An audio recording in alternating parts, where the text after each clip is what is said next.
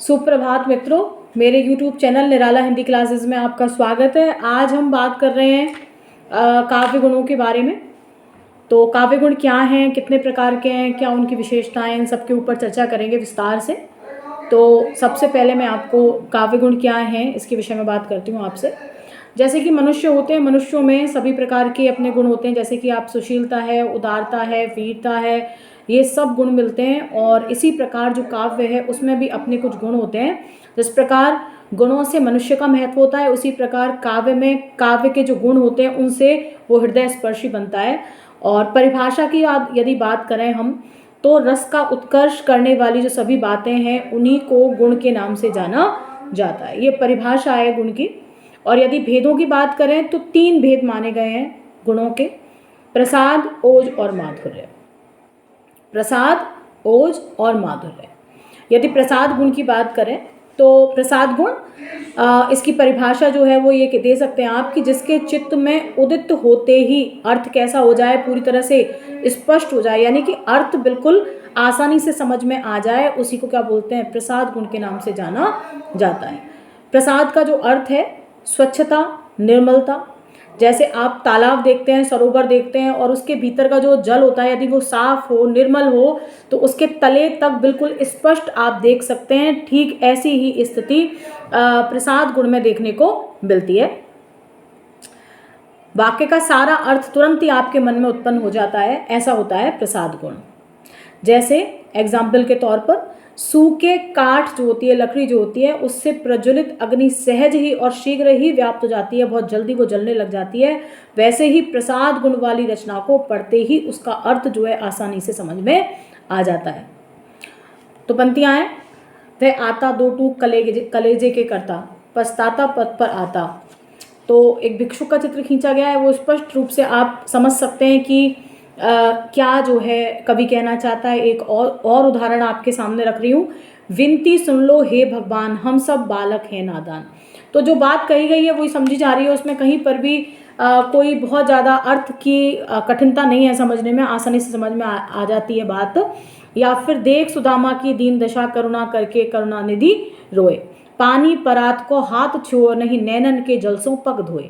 तो ये जो सब उदाहरण है किसके हैं, प्रसाद गुण के उदाहरण हैं, जिसमें अर्थ बिल्कुल स्पष्ट होता है और सहृदय सामाजिक बड़ी आसानी से बात को समझ जाता है। उसके बाद अगला जो है गुण, उसको हम ओज के नाम से जानते हैं। यदि परिभाषा की बात करें तो हृदय को वीरतापूर्ण भावों से जो भर दे और संयुक्त द्वित्व वर्णों और कठोर वर्णों से युक्त जो रचना होती है उसी को हम क्या कहते हैं, ओज गुण वाली रचना कहते हैं। ये परिभाषा है ओज गुण की। ओज का अर्थ होता है तेजस्विता। ओज काव्य का वह गुण है जिसके कारण मन में उत्साह, उत्तेजना, वीरता, तेजस्विता का भाव उत्पन्न होने लग जाए, भुजदंड पड़कने लग जाए उस रचना को सुन करके। तो उसी को जो है ओज गुण कहा जाता है। ओज गुण वीर, रौद्र, विभत्स, इन सभी रसों में ओज गुण देखने के लिए मिलता है। कुछ व्यंजक होते हैं जिनका बहुत ज़्यादा मात्रा में प्रयोग देखने को मिल जाता है ओज गुण में, जैसे ट, ठ, ड, ढ, श, स, दीर्घ, र, औणा, खाली, ये हैं। रैफ जो संयुक्त वर्ण है, क्र, द्र, इस तरह के जो शब्द हैं उनका। या फिर कहना चाहिए संयुक्त वर्ण जो होते हैं ना, वो हैं चच, फफ, है ना, दृढ़, इस तरह के जो शब्द हैं उन सब का कख, इस तरह के शब्दों का जो प्रयोग है वो देखने को मिल जाता है। महाप्राण वर्ण जो है वो अधिक मात्रा में देखने को मिल जाते हैं। और संयुक्त वर्ण जो है वो तो मिलते ही हैं, मैंने अभी आपको बता दिया। समासिक पदावली जो है उसका प्रयोग देखने के लिए मिल जाता है। तो इस तरह के जो रचनाएं होती हैं उसमें ओज गुण देखने के लिए मिलता है। जो हो तब अनुशासन पावो, उदाहरण बता रही हूँ आपको। तो चंद्रमही निचोड़ चले ज्यों, आनी सुधा सिर नावो, ये आपका ओज गुण का उदाहरण है। या फिर हिमाद्री तुंग श्रृंग से प्रबुद्ध शुद्ध भारती, स्वयं प्रभा समुज्ज्वला स्वतंत्रता पुकारती, ये आपको ओज गुण का आपको यहाँ पे जो गुण है वो देखने के लिए मिल जाएगा। बड़ा करो वीर स्वजाति का भला, अपार दोनों विधि लाभ है हमें, ये आपका ओज गुण का उदाहरण है। या फिर कट कट कट कट मुंड गिले छपक छपक चाले तलवार, ये जो है ओज गुण का उदाहरण है।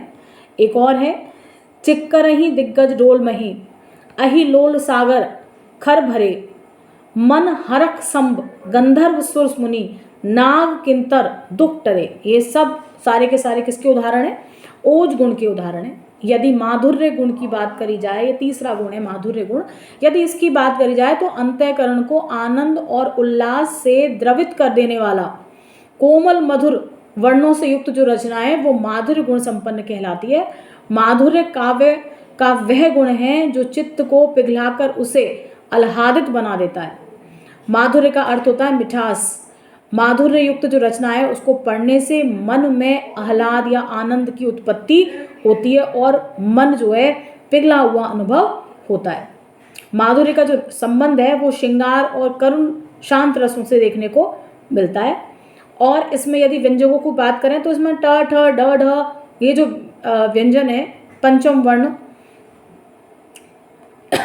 उनको छोड़ करके सभी जो व्यंजन है वो शामिल हो जाते हैं।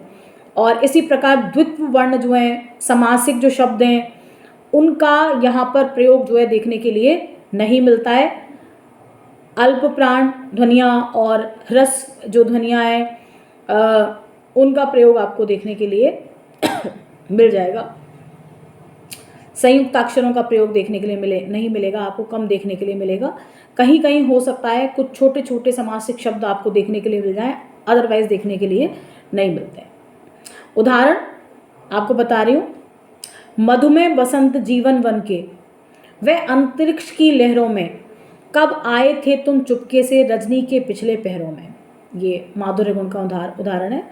और मंद मंद मुरली बजावत अधर धरे, मंद बंद निक्स्यो मुकुंद मधु बनते। एक और उदाहरण बता रही हूँ आपको, नील सरोरुह श्याम तरुण अरुण वाजिर नयन, करहु सो मो और धाम सदा शीर सागर सयन। ये सब किस चीज़ के उदाहरण है? गुणों के उदाहरण है, सारे के सारे काव्य गुण के उदाहरण हैं। तो इस तरह से जो काव्य गुण हैं वे काव्य के आवश्यक तत्व हैं और उनके बिना जो है काव्य अधूरा माना जाता है। तो इस तरह से इन सभी गुणों को आप देख सकते हैं और देख करके आप कहीं ना कहीं इसका उपयोग भविष्य में जब भी आप कहीं कर रहे हो, कुछ परीक्षा दे रहे हो तो उसमें आपके काम आ सकता है ये। और अगर आप पहली बार चैनल पे आए हैं तो प्लीज़ एक बार विज़िट करें और देखें, और पसंद आए तो प्लीज़ एक बार लाइक शेयर सब्सक्राइब ज़रूर करें, और शेयर तो एटलीस्ट करें ही आप।